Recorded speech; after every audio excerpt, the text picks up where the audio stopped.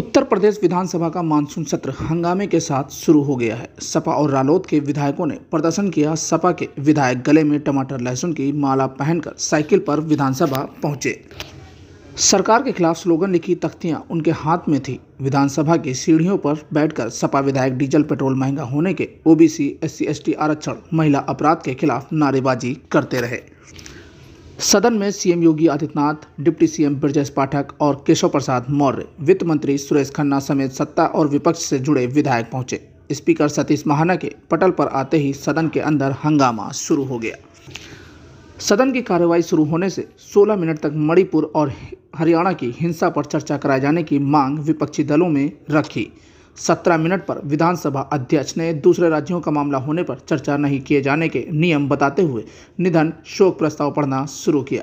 अब सदन की चर्चा के दौरान लगातार विपक्ष के विधायक नारेबाजी कर रहे हैं। सीएम योगी ने सत्र से पहले कहा, मैं आह्वान करूंगा कि सार्थक चर्चा सदन में करनी चाहिए। सरकार हर स्तर पर जवाब देने को तैयार है। उत्तर प्रदेश ने पिछले 6 सालों के दौरान विकास की एक नई ऊंचाई को छुआ है। प्रदेश की अर्थव्यवस्था को दोगुना किया गया है। बीमारू राज्य की श्रेणी से हम बाहर आ चुके हैं। 25 करोड़ की जनता के प्रति हमारी प्रतिबद्धता को तैयार हैं। पश्चिम के कुछ जिले बाढ़ के प्रकोप से प्रभावित हुई।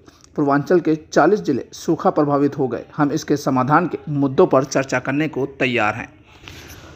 आज विधानसभा में बिजली कटौती, बेरोजगारी, महंगाई, स्वास्थ्य और कानून व्यवस्था समेत कई मुद्दों पर तीखी बहस होने की संभावना है। समाजवादी पार्टी का यह मानना है कि यूपी में कानून व्यवस्था पूरी तरह से ध्वस्त हो गई है। पूरे प्रदेश में गुंडागर्दी चरम पर है। महिलाएं भी सुरक्षित नहीं है। स्वास्थ्य व्यवस्था का भी इतना बुरा हाल है, जनता को इलाज के लिए दर दर भटकना पड़ रहा है। वापिस होगी मोहम्मद आजम बहुत सारे भारतीय जनता पार्टी के इशारे पर संस्था छीनी गई है और अब ये भी देखना है कि कुछ लोगों के खिलाफ हुआ है तो उनकी संस्था जाएगी कि नहीं जाएगी। जहाँ तक उत्तर प्रदेश का सवाल है, आज महंगाई चरम सीमा पर है। बेरोजगारी कैसे खत्म हो, रोजगार कैसे मिले, उस दिशा में सरकार ने कोई भी ठोस कदम नहीं उठाया।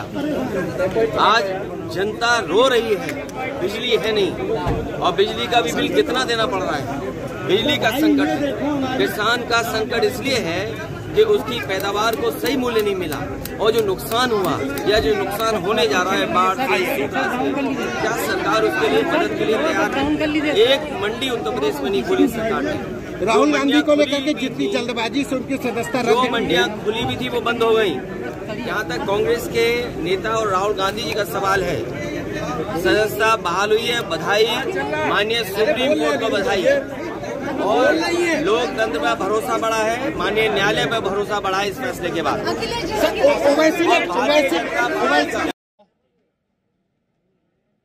उत्तर प्रदेश विधानमंडल की कार्रवाई प्रारंभ होने जा रही है। लगभग 6 माह के अंदर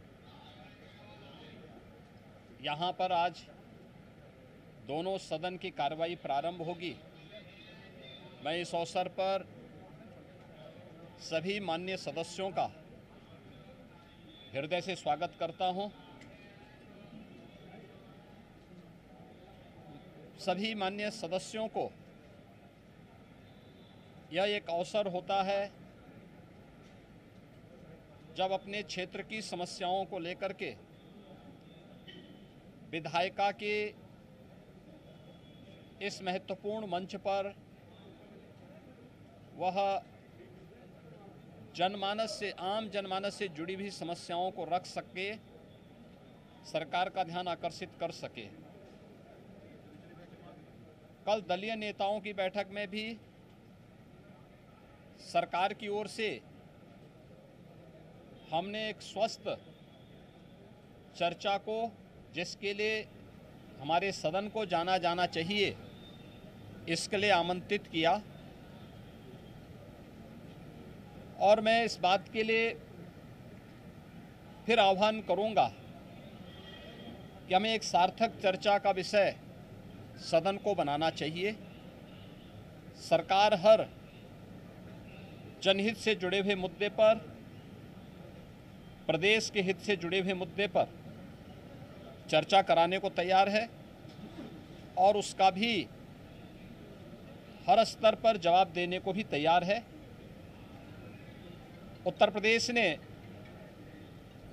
पिछले 6 वर्षों के दौरान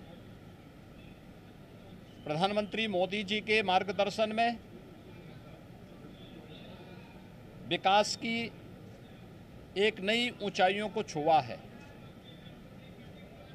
इन 6 वर्षों के दौरान प्रदेश के परसेप्शन को बदल करके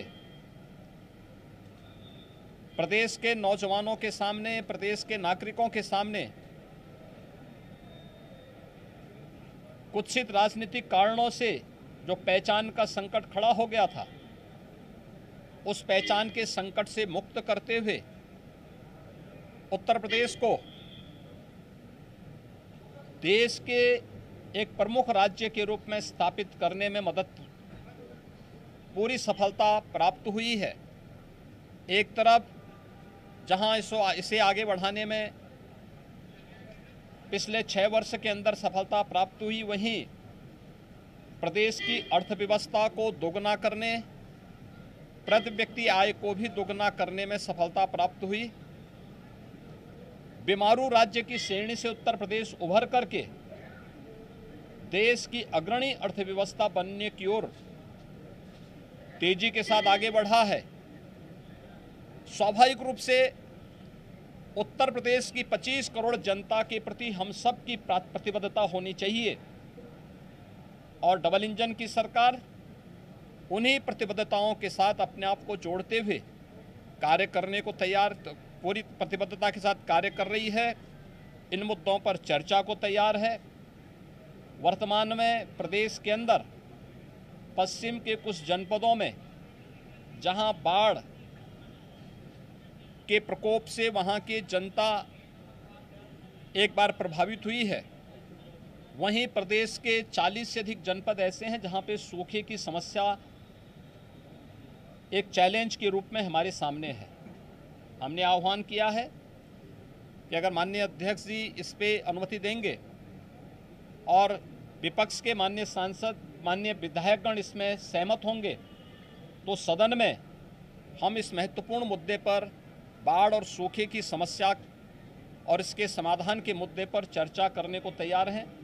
मुझे पूरा विश्वास है कि माननीय सदस्य आम जनमानस की भावनाओं को ध्यान में रख करके सदन को एक स्वस्थ चर्चा, परिचर्चा का केंद्र बनाएंगे और एक सार्थक चर्चा के माध्यम से विधायिका को और पुष्ट करने का कार्य करेंगे। मैं एक बार फिर से विधानमंडल की इस कार्रवाई के प्रथम दिन के अवसर पर आगत सभी माननीय सदस्यों का हृदय से स्वागत करता हूं और विश्वास करता हूं कि आम जनमानस की भावनाओं के अनुरूप माननीय सदस्यों को सदन के फ्लोर पर अपनी बात वे प्रभावी ढंग से रखेंगे।